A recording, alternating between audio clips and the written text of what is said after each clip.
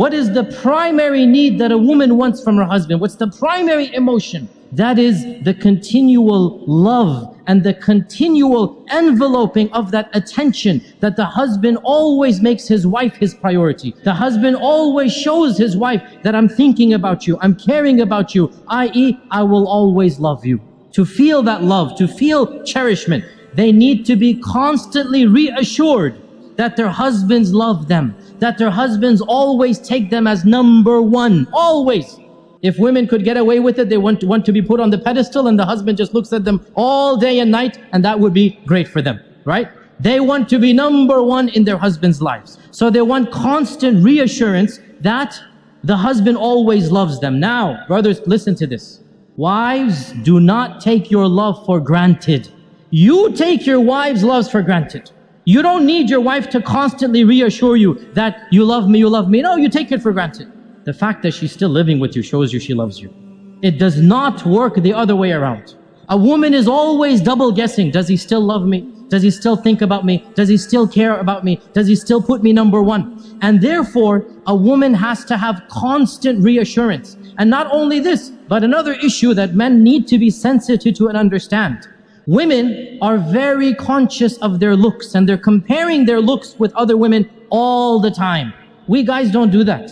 We don't care about other looks of men, and we don't compare ourselves. But women are always thinking, am I still beautiful enough for him? Does he still think me attractive? Maybe I've gained a few pounds. Maybe after the third kid, this and that. She's always double guessing her looks. And so the husband always has to make her feel the most beautiful, the most cherished, the most loved, the most admired. Though she always wants these reassurances. How does he do this? Number one, words, words, words. Never underestimate the power of speech. Simply saying, I love you. I know it's awkward for men after the courting phrase. I know it's awkward, right? But believe me, it never goes out of fashion. For women, it never goes out of fashion. They always love to hear this phrase. Our Prophet ﷺ and Aisha were joking once, and Aisha said to the Prophet ﷺ, كَيْفَ حُبُّكَ لِي? How much do you love me? How is your love for me? And our Prophet ﷺ said, and he gave a beautiful, metaphorical, poetic expression. He said, my love for you is like the tight knot that cannot be unbound. So then, in the future, sometimes if they would have a bit of an issue, a bit of an argument, one of the two would remark, how is the knot right now? How is the knot right now? And Aisha would say this when the Prophet sometimes got irritated. How is the knot? So he would smile, he would say, as strong as it ever was. And this hadith is in Daraqutni. Now the point being that the words, I love you, are something very important, but not just I love you, praising her and what she does. Husbands, never take your wife's actions for granted. Suppose she is cooking and cleaning most of the time. Not that I'm suggesting that should be done. Work should always be 50-50.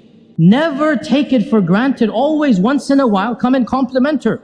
MashaAllah, that was great. You know, I really appreciate what you're doing for me. Those words, they go a long way. Your wife realizes, you know what, he's not taking me for granted. Very important.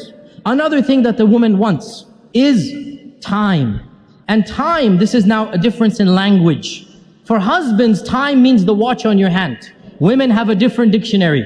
Women have a different vocabulary. For women, time means attention. To understand, when she's asking for time, she wants quality time.